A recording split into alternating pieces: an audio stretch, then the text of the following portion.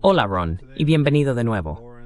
Hoy nos acompaña el coronel Lawrence Wilkerson, ex jefe de gabinete del secretario de Estado de Estados Unidos. Es un placer volver a verte, amigo mío. Muchas gracias por tomarte el tiempo de regresar al programa. Estoy bien estando contigo. Y eso fue un error al hablar que acepto. Dijiste jefe de gabinete del ex secretario general de la ONU. He dicho ONU, ¿verdad? Creo que lo hiciste. Me quedo con eso. Me quedo con eso. El secretario de Estado de Estados Unidos no funcionaría allí. Me cae bien Kofi Annan. Fue el tipo que nos dijo, bueno, esa es otra historia para otro día.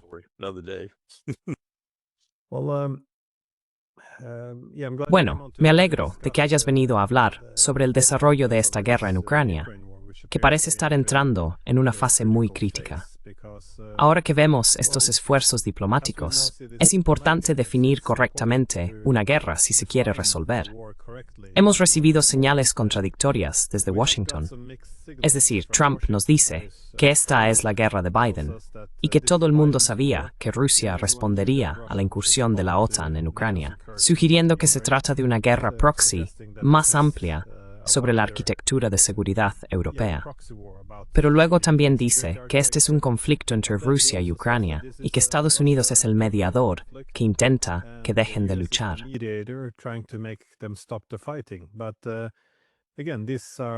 Pero de nuevo, dejando a un lado estas contradicciones, es interesante que ahora reconozca que la expansión de la OTAN debe quedar descartada para lograr la paz. Y esto también, una vez más, pone de manifiesto que no se trata simplemente de un conflicto entre rusos y ucranianos. Más bien, es consecuencia de las tensiones más amplias o del colapso de la arquitectura de seguridad europea. Principalmente, al crear una Europa en la que el país más grande es el único que no debería tener un asiento en la mesa. Así que me preguntaba si lo ves de la misma manera, y si esto forma parte de un acuerdo político para Ucrania, ¿qué significa para el futuro de la OTAN?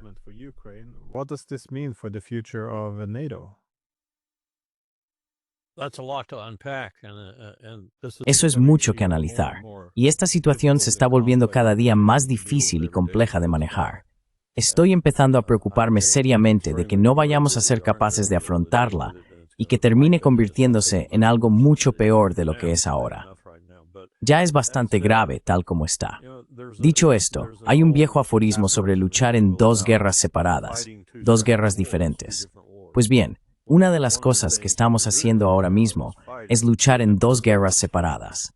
Y una de las cosas que hizo la cumbre de Alaska, creo yo, probablemente, dado el desconocimiento de Trump hasta ese momento y la, digamos, capacidad de Putin para condensar una buena y dura explicación en un discurso breve, es que probablemente se llevó un premio en Alaska.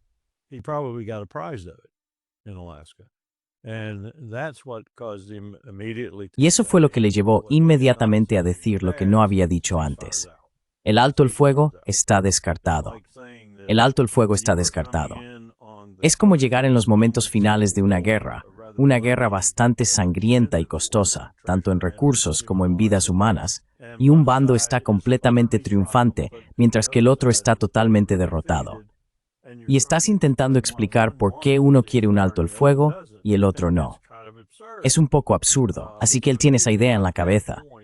Pero todavía tenemos dos conflictos diferentes en la mente de muchas personas implicadas aquí, especialmente los europeos, aunque no sé si es una concepción intelectual o una concepción política.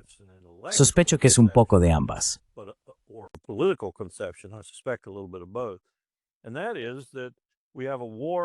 Y es que tenemos una guerra, por un lado, que supone una amenaza para la OTAN, una amenaza creíble. Los siguientes serán Estonia, Lituania, Polonia, y por otro lado, tenemos una amenaza para la OTSC rusa, o para la propia Rusia, como queramos llamarlo, la esfera de influencia rusa, que es bastante diferente de la anterior.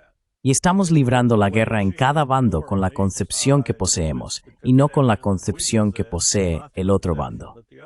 En Alaska, quizá llegamos a una concepción similar del conflicto. No lo sé, porque Trump entró en la segunda ronda de reuniones con los europeos y deshizo gran parte de lo que, al parecer, había decidido que era la realidad de la situación en Alaska.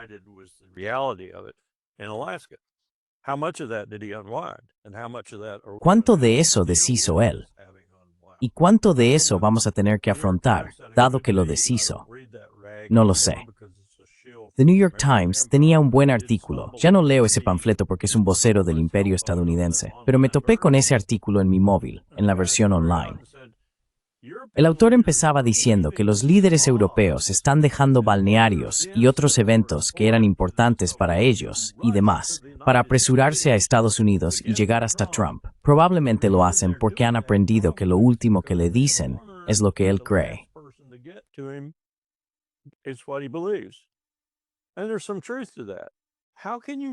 Y hay algo de verdad en eso. ¿Cómo puedes lidiar con eso? En el sentido de lo que acabamos de discutir sobre estas guerras, tan complejas como son, y esperar alguna vez resolverlas en un periodo de tiempo razonable, de una manera razonable. No sé cómo se hace eso. Simplemente no lo sé. Te adentras en una de las cosas más difíciles que la humanidad se hace a sí misma: librar guerras de vez en cuando. Los estados libran guerras contra otros estados de vez en cuando. ¿Y cómo encuentras algún tipo de solución para poner fin pacíficamente a ese conflicto si no tienes, como dijo Luttwak una vez, un final en el que un bando quede completamente devastado? Piensa en Hiroshima y Nagasaki.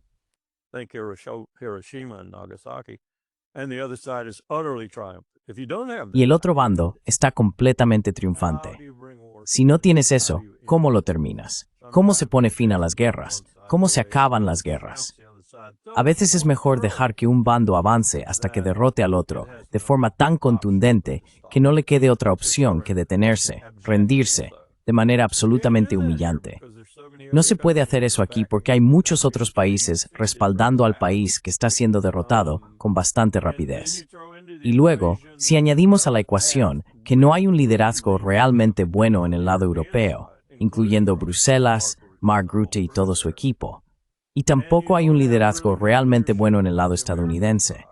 Y en cambio tienes un liderazgo casi exquisito en el otro bando, con Lavrov y Putin, dos de los líderes más experimentados del mundo.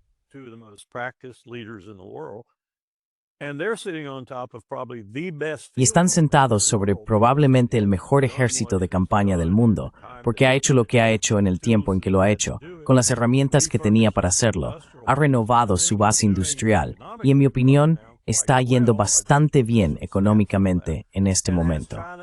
Acabo de ver algunas estadísticas al respecto. Y ahora cuenta con China y aparentemente India como aliados. ¿Cómo se gestiona esto? ¿Cómo se resuelve? Sigo volviendo a la ecuación más grande de que estamos en este colosal cambio de poder. Cada elemento del poder del Estado-nación, llámese educativo, informativo, de inteligencia, militar, económico, financiero, comercial, está desplazándose dramáticamente de Occidente hacia Oriente, siendo China el imán.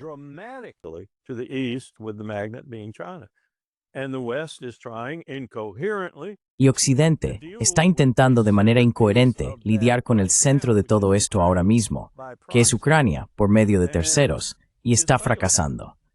Y mira lo que estamos haciendo además de eso, con lo que Putin tiene que lidiar, porque él es el otro extremo de nuestro fracaso. Mientras hablamos de que tal vez finalmente seamos razonables en Ucrania, no lo creo ni por un minuto, pero tal vez, seguimos ocupándonos de Georgia, de Armenia y de otros lugares, del Ártico, del Báltico, de otros sitios donde tenemos generales diciendo que podríamos desembarcar en Kaliningrado en cualquier momento y tomarlo. Por supuesto, está diciendo tonterías, pero eso es lo que estamos haciendo. No sé cómo te metes en esto y lo resuelves.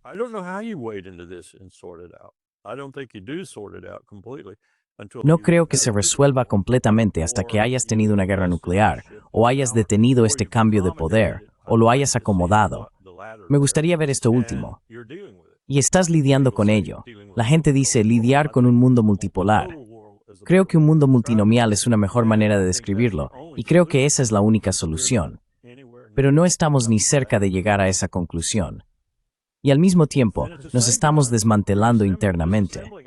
Ayer, teníamos a ciudadanos de DC, vestidos con trajes de Brooks Brothers y conduciendo BMWs en la calle, increpando a un grupo de jóvenes de 19 y 20 años que acababan de ser contratados por ICE y que habían sido contratados tan recientemente que ni siquiera tenían pasamontañas. Así que fueron a unos grandes almacenes, compraron medias de mujer y se las envolvieron en la cabeza. Esto es el imperio liberando su capital.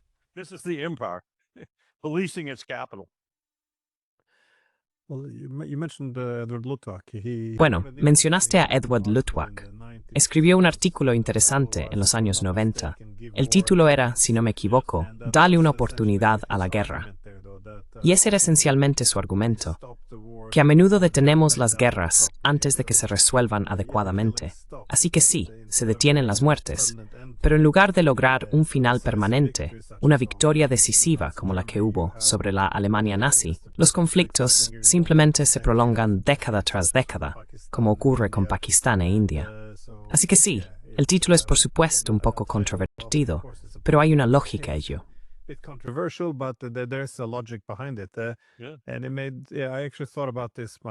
Y de hecho pensé en este artículo yo mismo, porque parece que en el contexto del alto el fuego, que especialmente los europeos están impulsando con mucha fuerza, Merkel incluso intentó mencionarlo después de que Trump lo hubiera descartado. Esto es bastante importante, porque esto también mantiene vivo el conflicto si no se llega a un acuerdo político. Mientras haya tensiones, la OTAN sigue teniendo un papel. Además, hay una base para la unidad transatlántica. Es una forma de mantener a los estadounidenses en Europa, en un momento en que parecen bastante dispuestos a girar hacia Asia. Y sí, los ucranianos podrían contener a los rusos hasta cierto punto.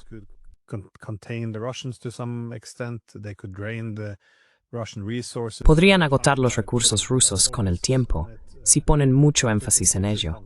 Si en el futuro surge un conflicto en alguna de las áreas que mencionaste, Georgia, Moldavia, siempre tendríamos la oportunidad de activar la crisis de Ucrania para ejercer más presión sobre Rusia, igual que intentamos activar la crisis georgiana durante esta guerra para aumentar la presión sobre los rusos. Así que, en cierto modo, tiene sentido para mí que ahora que los rusos ven la victoria cerca y no hay nada que realmente podamos hacer, este sea el momento en el que se supone que deben aceptar un alto el fuego, capitular efectivamente en sus objetivos, en lo que se propusieron hacer, los objetivos políticos que tenían, simplemente para descartarlo todo en favor de un alto el fuego. Parece un poco irrealista, pero supongo que, desde esta perspectiva, es positivo que Trump ha llegado a este punto.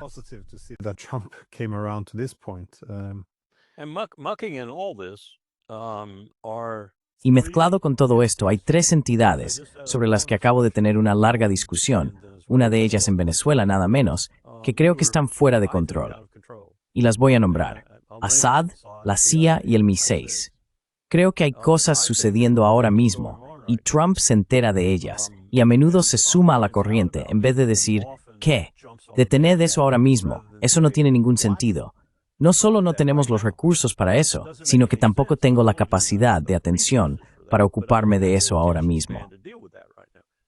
Lo que hemos hecho es poner a estas tres agencias de inteligencia en el terreno con un manual de operaciones completamente nuevo. Vi cómo se desarrollaba este manual después del 11S. Lo vi ponerse en práctica en 2003 y 2004 en varios lugares del mundo.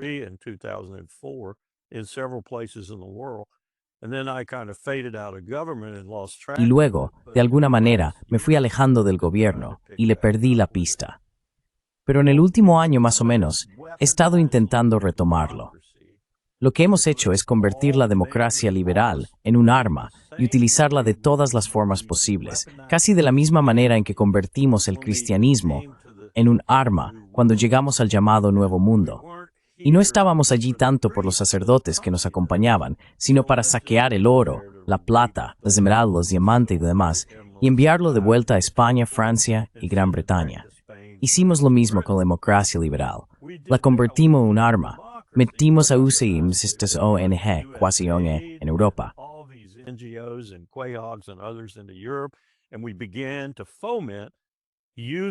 Y empezamos a fomentar, utilizando como telón de fondo, las agencias de inteligencia para hacerlo. Este tipo de cosas de las que estamos hablando ahora mismo. Es decir, estamos en todas partes. Estamos desde el Ártico hasta el suroeste de Asia, con estos componentes que están agitando las cosas y haciendo que la situación sea delicada para el imperio, por así decirlo, pero supuestamente haciendo que la situación sea delicada para los enemigos del imperio. Y lo comparo con, si conoces el libro intermedio de John le Carré, se llama El sastre de Panamá. Y hay una escena en la que el hombre del MI6 está contratando a la agente de inteligencia que finalmente irá a Panamá y será el protagonista del libro en realidad. Y ya sabes, mira Ray, así empieza el libro.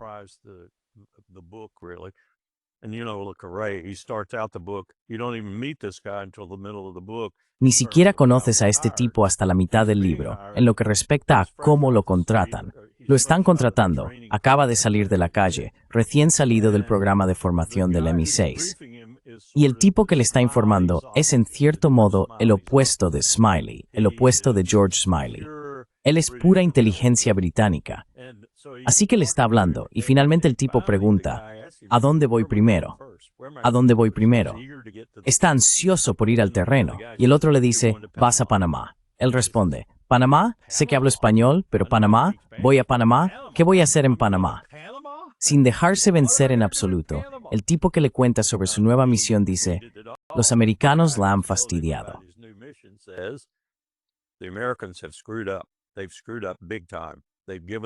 La han fastidiado a lo grande. Han devuelto el canal. Han devuelto el canal.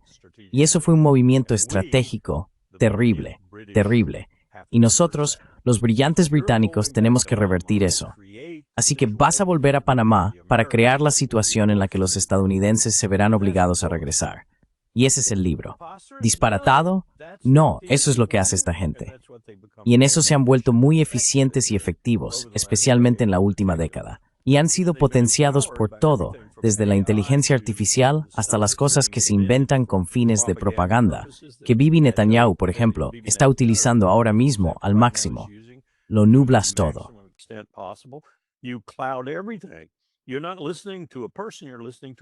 No estás escuchando a una persona, estás escuchando a un bot, pero no sabes que estás escuchando a un bot. Y el bot te está diciendo que Israel tiene razón y que está alimentando a la gente. No están alimentando a la gente, les están disparando en los puntos de distribución de alimentos. No, el bot me está diciendo esto, el bot me está diciendo esto. El bot es Bibi Netanyahu. Todo esto está ocurriendo en tiempo real y está sucediendo al servicio de estas diferentes entidades estatales que intentan lograr sus propios fines, supongo que fines de seguridad, estratégicos, lo que sea.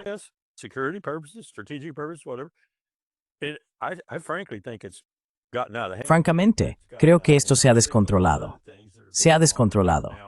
Creo que muchas de las cosas que están ocurriendo ahora mismo a lo largo de ese arco de crisis que hemos creado, desde el Ártico hasta el Golfo Pérsico, para frenar este cambio de poder, están fuera de control. Ni siquiera lo sabemos. Trump ni siquiera lo sabe. Tulsi Gabbard no lo sabe. Nadie en el gobierno de Estados Unidos, en la cúpula, sabe lo que está pasando de un día para otro. Y están ocurriendo cosas, como lo que pasa con este tipo en Panamá. Voy a crear una situación en Panamá que será tan mala que Estados Unidos tendrá que volver a enviar fuerzas e intervenir de nuevo en el canal. Estoy simplificando mucho, pero de eso trata el libro. Eso es lo que están haciendo estas personas. Y aquí hay otra cosa que aprendí.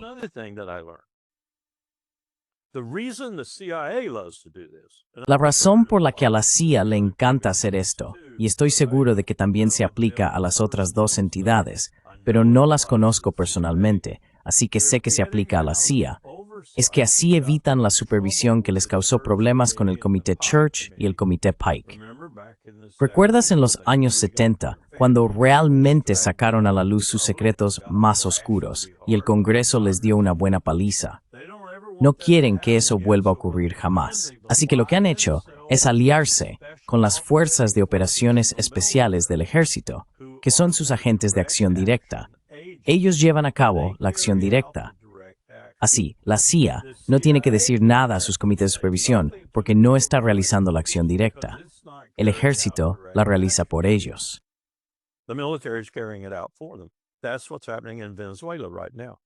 Eso es lo que está ocurriendo ahora mismo en Venezuela. Eso es lo que está ocurriendo ahora mismo en Colombia. Eso es lo que está ocurriendo ahora mismo en Honduras. Eso es lo que está ocurriendo en muchos países de América Latina. Eso es lo que Trump hizo público. No creo que fuera su intención, estoy seguro. Simplemente se topó con ello, pero lo hizo público al decir, vamos a ir tras estos cárteles de la droga con el ejército. Lo siento, señor presidente. Llevamos persiguiendo a esos cárteles de la droga con el ejército desde hace mucho tiempo, quizás 6 u 8 años. Están allí. Están luchando en México, están luchando en Colombia, están luchando en todas partes. Hay, ya sabe, gente con la que luchar en lo que respecta a las drogas. ¿No lo sabía? No ha anunciado nada nuevo. Quizás sea nuevo para Maduro. Quizás sea nuevo para el presidente de México.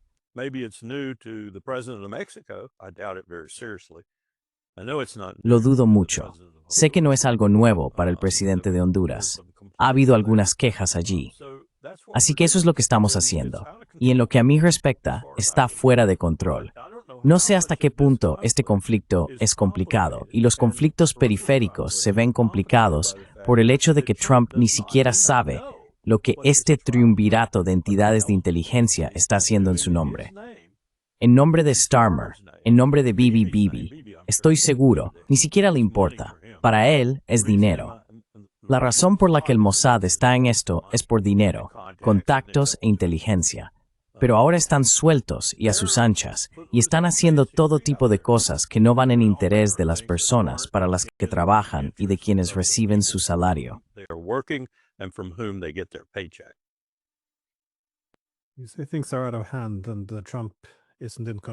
Dices que las cosas están fuera de control y que Trump no necesariamente tiene el mando. Bueno, hay un caso de estudio actual interesante sobre esto, que es el del general estadounidense Donahue, quien salió y argumentó que el presidente debería considerar invadir Kaliningrado, es decir, el territorio ruso. Dado que está separado del resto de la Federación Rusa, es un territorio más pequeño y, en su opinión, podría ser tomado con bastante facilidad. No estoy seguro de estar necesariamente de acuerdo con esto, pero resulta interesante que después de todas estas teorías de la conspiración tan locas, que ya sabes, los rusos podrían invadir los estados bálticos, tomarán Polonia, quién sabe, podrían acabar en París. Quiero decir, son solo acusaciones una y otra vez.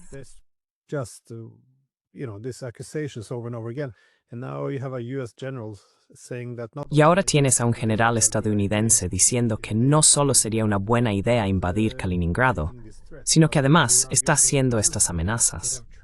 Afirma que existen planes para ello, que se han entrenado para ello. Ahora bien, esto no forma parte de la zona de conflicto en la guerra de Ucrania. Está completamente separado de ella.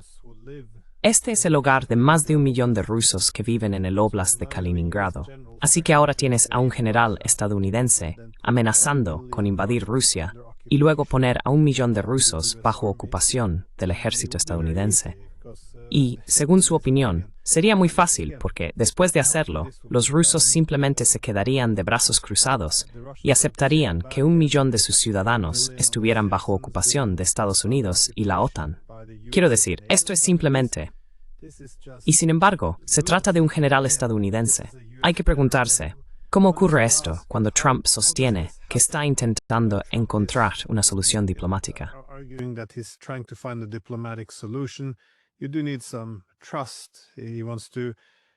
Necesitas algo de confianza. Él quiere cambiar fundamentalmente la relación entre Estados Unidos y Rusia, y luego amenazas con una invasión a Rusia. Quiero decir, esto es realmente absurdo. Solo hay 2 posibles escenarios aquí. O Trump está completamente de acuerdo, o ya no tiene el control del barco. Quizás la gente está haciendo esto para aumentar las tensiones, para socavar los esfuerzos diplomáticos, o simplemente Trump no sabe cómo hacer diplomacia. Es muy extraño. No estoy seguro de qué pensar sobre los mensajes del general Donahue. Supongo que mi punto es que es tan loco, pero cada día hay una nueva locura, así que realmente no causó tanto revuelo. Pero esto debería ponernos los pelos de punta a todos. Esto es, ya sabes, básicamente hablar del fin del mundo.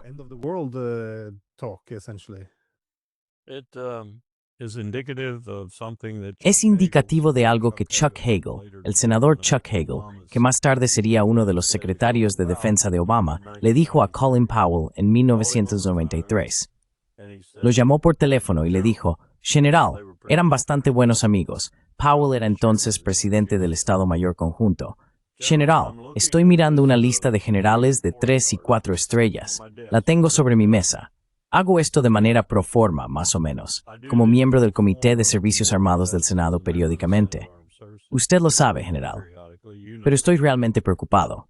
Y Powell le preguntó, ¿por qué está preocupado, senador?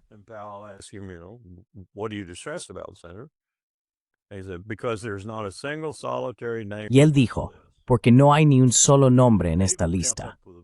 Y Hagel seguía al tanto de los asuntos militares. No hay ni un solo nombre en esta lista al que yo nombraría jefe de servicio, comandante de un mando unificado, y mucho menos vicepresidente o presidente del Estado Mayor Conjunto. ¿Qué ha pasado, Colin? Después, almorzaron juntos y hablaron sobre ello. Powell le dijo, ya no tenemos sistemas que promuevan a alguien competente al puesto de oficial general en ninguno de los servicios. Y mantuvo una conversación con el senador sobre ese tema. Más tarde, Hagel se convirtió en secretario de Defensa, uno de los secretarios de Defensa de Obama.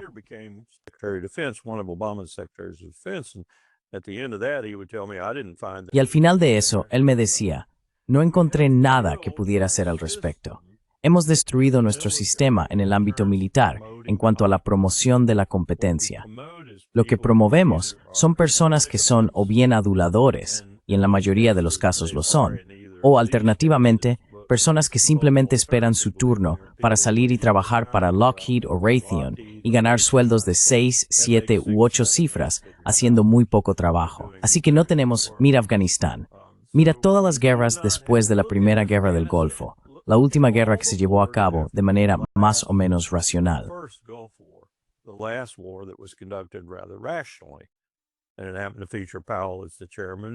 Y resultó que Powell era el presidente del Estado Mayor Conjunto, H.W. Bush el presidente, Cheney el secretario de Defensa, Baker el secretario de Estado, Scowcroft, el último equipo real de toma de decisiones que sabía cómo decidir en un entorno imperial.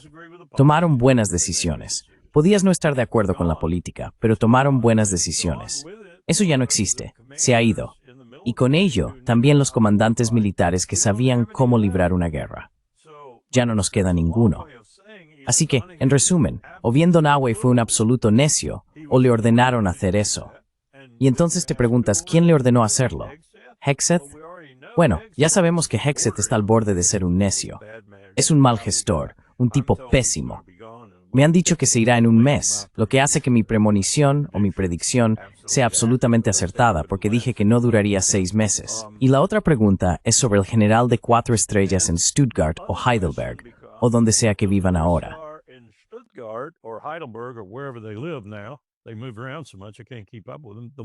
Se mueven tanto que no puedo seguir el ritmo de quién es su superior.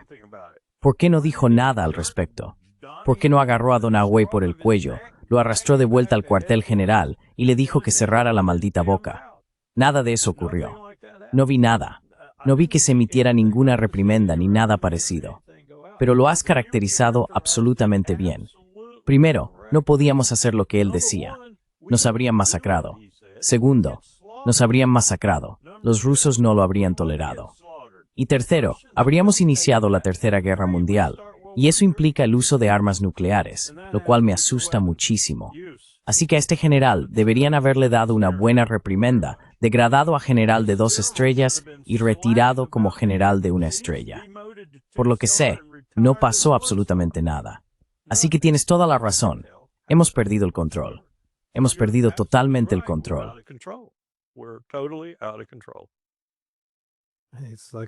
Es como si la parte rusa o china dijera, sería bastante fácil invadir Hawái si simplemente lo tomamos por sorpresa. Y una vez que lo hayamos tomado, supongo que ahí termina la historia. Ah, y ve a decirlo mientras estás en Pearl Harbor. Sí, solo para apreciar la estupidez del asunto. Sabes, es bastante notable que estas sean las personas que ahora están al mando de nuestros ejércitos. Otro dato interesante que añadir aquí. Él fue básicamente el general a cargo de la evacuación de Afganistán. Y cuando hablo con mis tenientes coroneles, mayores y otros amigos, entiendo que no tienen una opinión muy favorable de él. No debería haber habido alguna responsabilidad, sin embargo, cuando gestionaron mal el asunto de Afganistán. Fue una vergüenza después de 20 años de lucha.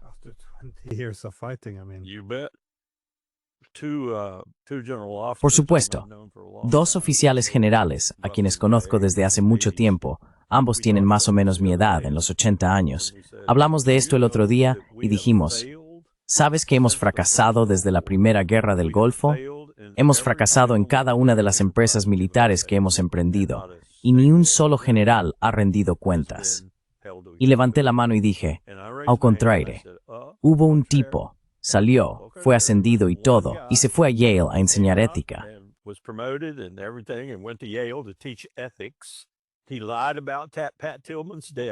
Mintió sobre la muerte de Pat Tillman en Afganistán.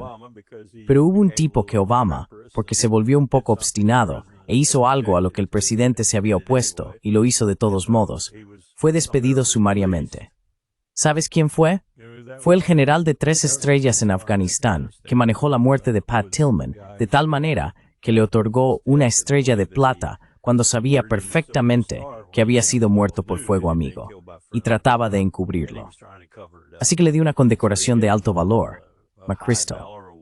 Luego fue a Yale a enseñar ética, y todavía anda por el país enseñando a la gente y todo eso, pero sí fue responsabilizado de alguna manera.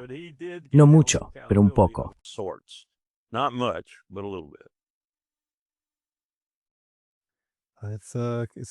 Es preocupante, sin embargo, que no haya una decadencia más gradual, que exista esa sensación de que nadie está al mando.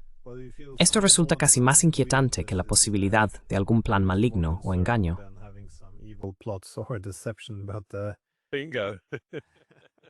Exacto. Me recuerda un poco a cuando estaba en la escuela de guerra naval. El primer caso de estudio con el que empezamos fue la Liga del Peloponeso y el Imperio Ateniense.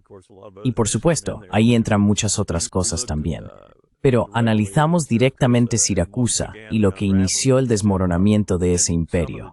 Y algunos de los generales, madre mía, eran personas realmente desagradables, pero no en cuanto a su competencia como generales o combatientes, sino como comandantes, throwers criminales.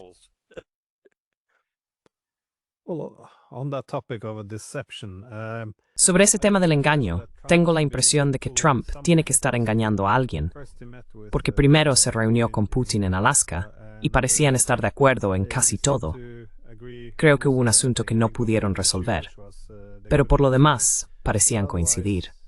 Luego, Trump se reunió con los europeos. También parecían llegar no a un acuerdo total, pero después ves en los medios que Trump mencionó que a Putin le parecería bien si ponemos algunas tropas europeas en Ucrania después de la guerra, y que Estados Unidos podría aportar algo de poder aéreo.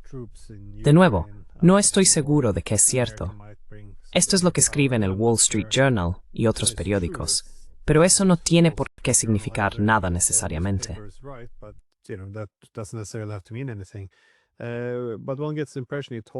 Pero da la impresión de que les dijo a ambas partes lo que querían oír. Tienes una reunión diplomática agradable, se dan la mano, sienten que están avanzando en el proceso. Pero el siguiente paso, ahora, es sugerir que Putin se reúna con Zelensky. Y esto es un poco más complicado, si llegan con expectativas muy, muy diferentes. Así que yo no puedo decidirme. Está engañando a Washington, a los europeos y a Zelensky, porque se enfrenta a mucha oposición a lo que intenta lograr. Así que intenta acercarlos a la posición rusa, al menos para que se encuentren a medio camino. ¿O está engañando a los rusos?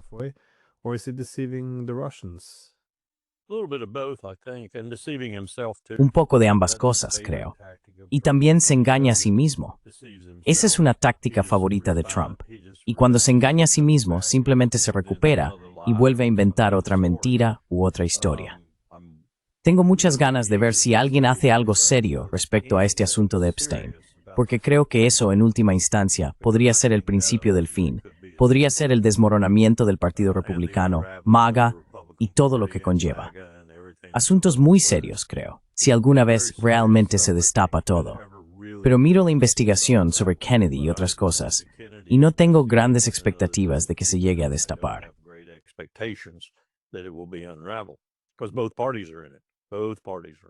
Porque ambos partidos están involucrados. Ambos partidos están involucrados. Así que creo que lo que vamos a ver, y tú mismo acabas de sugerir parte de esto como prueba, es que Putin y Lavrov ya han dicho sobre lo que acabas de mencionar como entre comillas acordado, que no lo fue.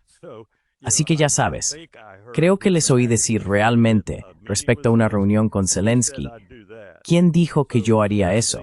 Así que tenemos que ver si algo de esto realmente se materializa. Y si no es así, ¿quién se lleva la culpa? ¿Y quién intenta retractarse? O lo que sea. No creo que haya ninguna duda sobre el tema del alto el fuego. Eso podría ser el único logro que realmente surja de toda esta charla.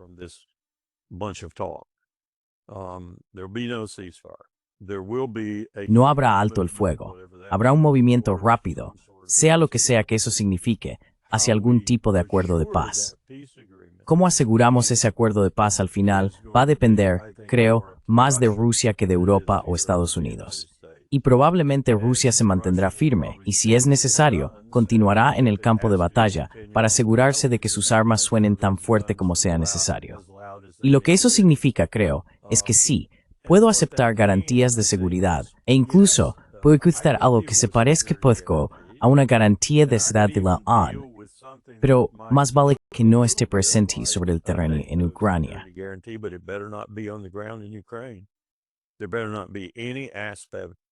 Más vale que no haya ningún aspecto de ello sobre el terreno en Ucrania. Y por cierto, realmente no creo que deba estar en Polonia, Rumanía, ni en ninguno de los países que hacen frontera con Ucrania. Si yo fuera Estados Unidos, me lo tomaría en serio y sacaría inmediatamente a las tropas de Polonia, por ejemplo. Sacaría a todo el contingente militar estadounidense presente en Europa de ese territorio. Como mínimo, lo trasladaría a países que son miembros tradicionales de la OTAN. No lo dejaría en los nuevos países y, por tanto, más cerca de Rusia. Se podrían hacer cosas así que serían medidas para generar confianza.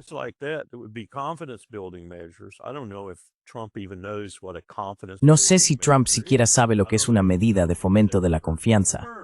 Ni siquiera sé si alguna vez ha oído el término.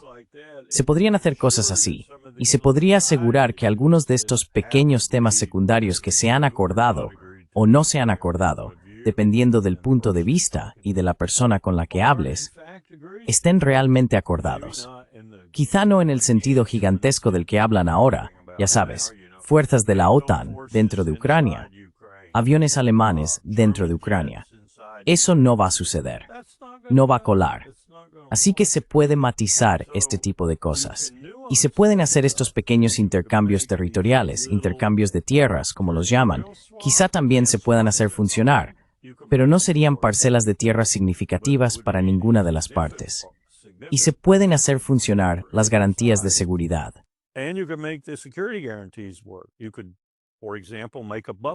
Por ejemplo, podrías hacer que una zona de amortiguamiento funcione si tuvieras tropas patrullando esa zona que no fueran de la OTAN, que ni siquiera fueran europeas, que vinieran de fuera, digamos indias o pakistaníes o lo que sea.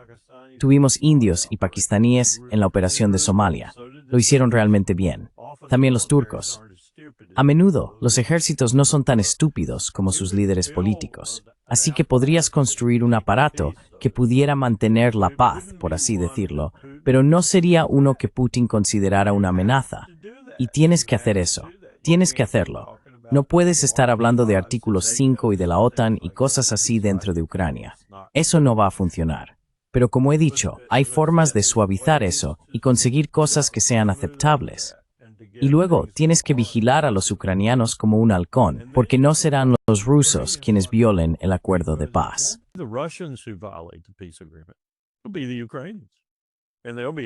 Serán los ucranianos, y esperarán que Estados Unidos, igual que Netanyahu, espera que Trump esté con él cuando ataque a Irán en septiembre u octubre. Esa es su expectativa. Va a salvar a Israel atacando a Irán, y Estados Unidos va a intervenir para ayudarle a rematarlo y todo eso. Pues aquí pasa lo mismo. Ellos piensan, los del tipo de Zelensky, piensan que Estados Unidos o la OTAN o ambos van a intervenir si la situación se vuelve realmente crítica o lo que sea, y harán que se vuelva crítica, y usarán su servicio de inteligencia para que así sea. Aquí tienes un dato curioso. ¿Sabes quién era la principal fuente de inteligencia de Donahue sobre Kaliningrado y sobre la operación que iba a llevar a cabo en Kaliningrado? Los ucranianos.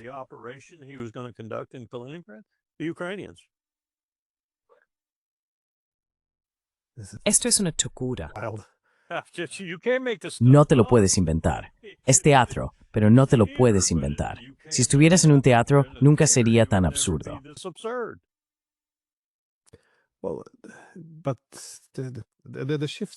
Bueno, pero los cambios con Trump, sin embargo, son realmente notables. Quiero decir, cuando Trump salió y dijo que Putin tenía que aceptar un alto el fuego, recuerdo que en aquellos días todos los líderes europeos tuitearon exactamente el mismo mensaje. La pelota está en el tejado de Putin. Y esto fue genial, porque era una exigencia que le hacían a Rusia sobre un alto el fuego, lo que más o menos significa capitulación, porque van a detenerse sin haber logrado ninguno de sus objetivos. Y luego tenemos a Trump, que llegó con toda esta idea, dijo que iba a destruir Rusia con estas poderosas sanciones, que lo iban a aplastar. Llegó con todas estas amenazas, y luego va a reunirse con Putin, y todos los europeos estaban entusiasmados.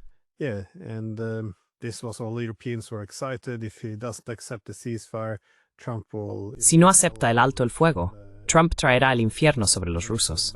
Y luego vuelve y dice sí, al final no vamos a tener un alto el fuego. No funciona.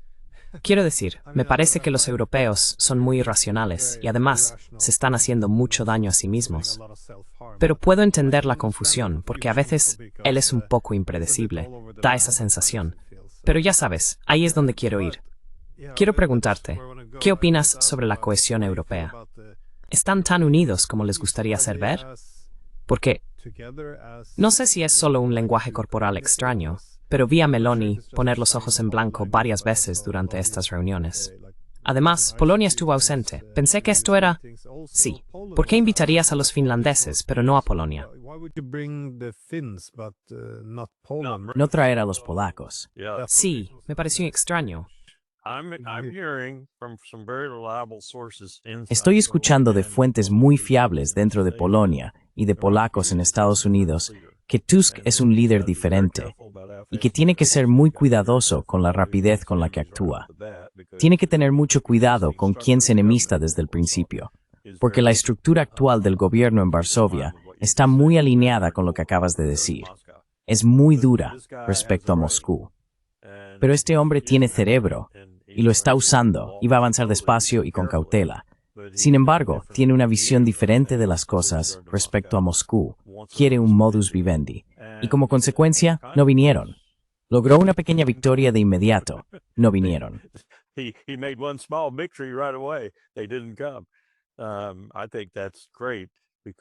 Creo que eso es genial porque tienes a esos países que limitan con Ucrania y que son tan importantes como cualquiera a la hora de resolver esto y asegurarse de que funcione. Porque desde luego no quieres un estado residual. No será un estado residual. Seguirá siendo un estado ucraniano bastante considerable, con una sede en Kiev o donde sea, con un montón de gente detrás que codicia lo que queda en su estado debilitado. O incluso, ya sabes, que quiera hacer más respecto al estatus de Ucrania desde el lado oriental de lo que se hacía desde el occidental. No quieres que eso ocurra. Y esa es la respuesta a tu pregunta, creo, sobre el futuro de Europa.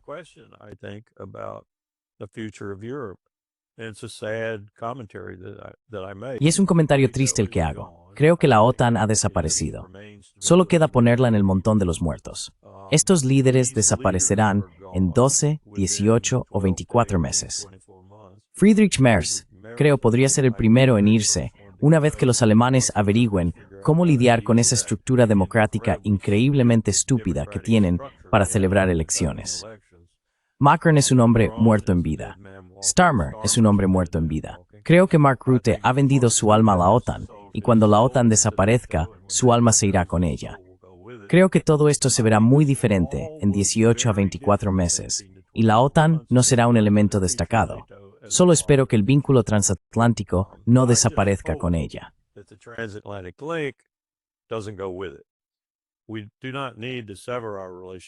No necesitamos romper nuestras relaciones con Europa.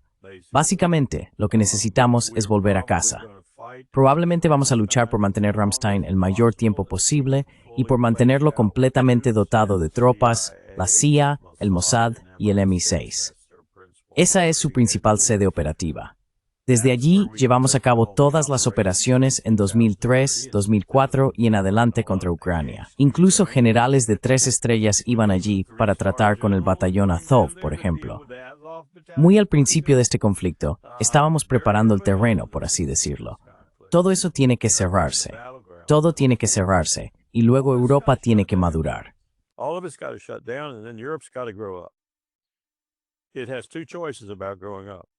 Tiene dos opciones respecto a su madurez. Puede volver a su pasado y enredarse, pelear consigo misma por todas partes, no ser muy poderosa y estar sujeta a la codicia de otros, quizá incluso de Moscú. O puede madurar y crear una identidad de seguridad europea, su propio aparato de seguridad, y unirse, no de la manera en que la UE se ha unido. Creo que necesitan deshacerse de la UE o revolucionarla por completo. Es una institución autocrática y no democrática. Necesita ser diferente. Si va a ser un sistema federal, debe ser un sistema federal. Pero entonces se necesitan muchos cambios y mucho compromiso de lugares como París, Berlín, Londres y Simi.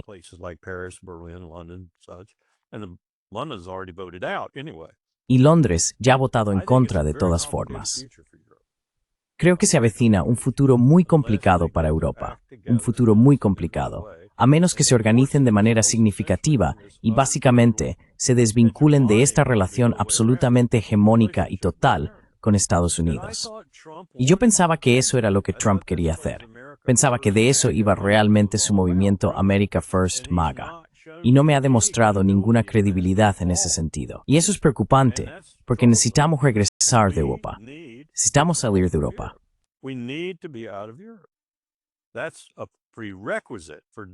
Eso es un requisito previo para afrontar este cambio de poder y hacerlo de una manera sensata y sobria. No se trata de combatirlo, ni de luchar en primera línea, por así decirlo, a través de intermediarios. Se trata de volver a casa y averiguar cómo ajustar nuestra estructura de poder a esa otra estructura de poder, acomodarnos mutuamente y juntos trabajar en la crisis climática y el problema de las armas nucleares. Esos dos problemas nos pasarán factura, nos matarán a ambos si no hacemos algo al respecto de forma conjunta. Y ahora mismo, Trump está desmantelando la mayoría de avances a nivel nacional. Espero que hayan hablado sobre el nuevo START en Alaska.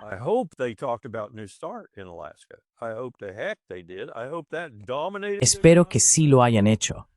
Espero que eso haya dominado su conversación, porque Ucrania es una nota al pie en comparación con lo que eso significa en términos de seguridad global y también de seguridad nacional. Quiero decir, ambas van de la mano cuando se habla de armas nucleares. Si no logramos controlar estas armas nucleares antes de que se descontrolen por completo y entremos en una nueva y feroz carrera armamentística, vamos a acabar con nosotros mismos. Es así de simple. Vamos a acabar con nosotros mismos. Y la única manera de evitarlo es hablando y negociando. No se consigue con sanciones, no se consigue con fuerza militar, se consigue hablando y negociando. Se supone que esa es la especialidad de Trump.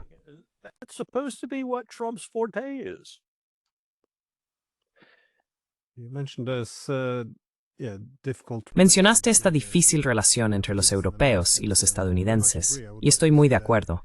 Me gustaría que se mantuvieran las conexiones transatlánticas, pero los europeos tienen una relación muy extraña con los estadounidenses. O bien, ya sabes, sienten odio hacia los estadounidenses, o no pueden esperar a subordinarse lo suficientemente rápido. Y ves lo mismo con Trump. Ves a los líderes europeos, odian abiertamente a Trump, pero también, ya sabes, están dispuestos a llamarle papá y hacer lo que él exija. En este país, a veces se refieren a Trump como posiblemente tan malo como Hitler, o el nuevo Hitler.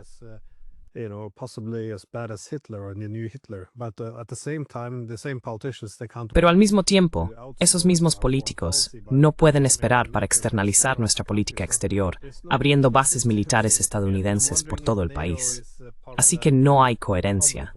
Y me pregunto si la OTAN forma parte de ese problema. Si sería mejor mantener cierta distancia en cuanto a no externalizar la seguridad de esta manera. Pero sí, esa era solo mi última pregunta. Dijiste algo sobre que la OTAN no existe, Así que ves a la OTAN como un muerto viviente. Si es así, ¿cómo ves o cómo verías con Framits Moroni?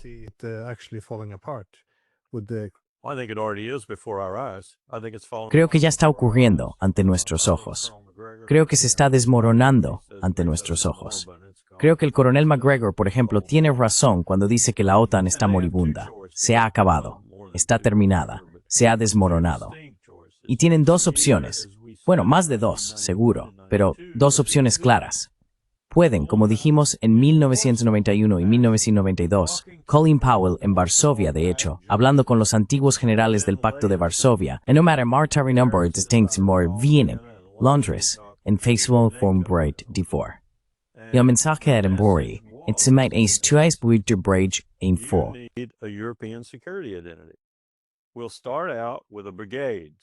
Empezaremos con una brigada, digamos de 3.000 efectivos, y esa brigada será completamente independiente de la OTAN. No tendrá nada que ver con la OTAN, salvo que si llegamos a una crisis y en ese momento se hace necesario, podamos intercambiar equipamiento. Supongamos que necesitas algún equipo porque es un asunto interno europeo. Vaya, piensa por ejemplo en los Balcanes, sobre los que no hicieron nada, y haces esto porque es algo interno para vosotros, y pero estáis desvinculados de la OTAN. No formáis parte de la OTAN. Y lo otro, que hacer crecer la fuerza como queráis, hasta convertirla en la fuerza que deseéis.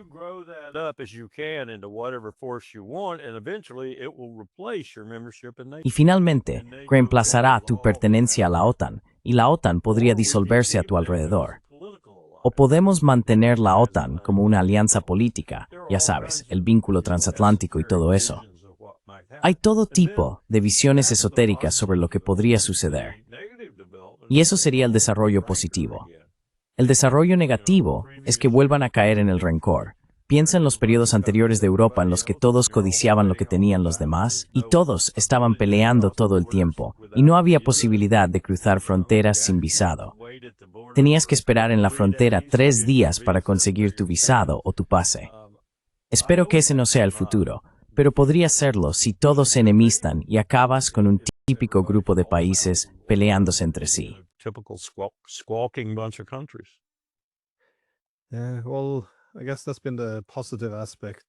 Sí, bueno, supongo que ese ha sido el aspecto positivo, sin duda, de tener a Estados Unidos en Europa, que finalmente este efecto de pacificador está evitando que los europeos se involucren en esa competencia temeraria. Basta ver lo rápido que perdieron la cabeza en esta guerra contra Rusia, como cosas que eran impensables hace 3 o 4 años, como hablar abiertamente de atacar Moscú, ese tipo de cosas. Ahora se están discutiendo. Sí, creo que la gente sobreestima la estabilidad real que hay en Europa. Y si Estados Unidos se marchara mañana, no se puede descartar que franceses, británicos y alemanes no necesariamente se llevarían bien. Sé que los polacos no siempre están contentos con los alemanes. Y ahora que los alemanes quieren ser la principal potencia militar de Europa, conozco algunos países a los que esto no les resultaría precisamente tranquilizador.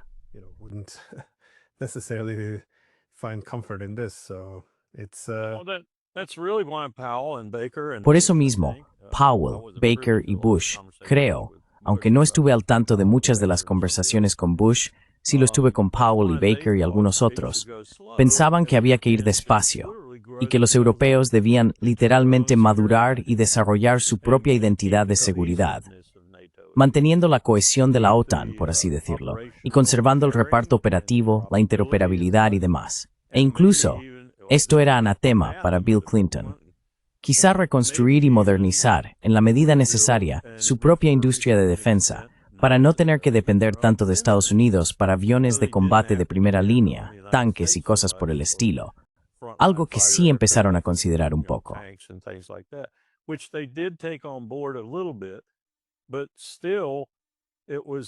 Aún así, fue Estados Unidos quien restableció en cierta medida su hegemonía económica al hacer que dependieran de cosas como el F-35 y asegurarse de que esos programas se mantuvieran allí. Y por supuesto, Clinton impulsó eso con mucha fuerza. Lockheed Martin estaba absolutamente salivando en esa reunión ante la perspectiva de todos estos nuevos países a los que vender armas.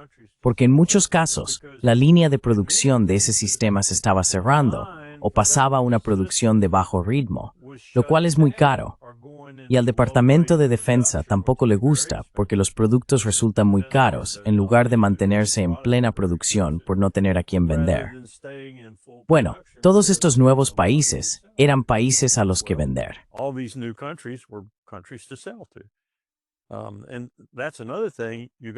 Y eso es otra cosa, te volviste tan dependiente de eso. Y Trump está usando eso ahora, lo está usando ahora.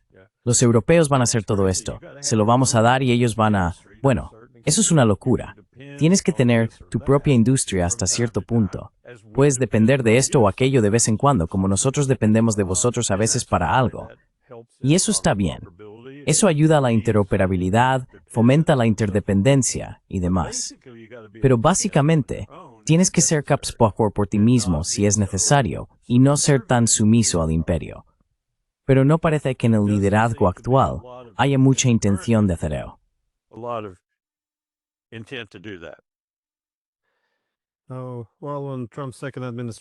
Bueno, cuando comenzó la segunda administración de Trump, los europeos decían que esta vez realmente iban a plantar cara y no dejarse intimidar.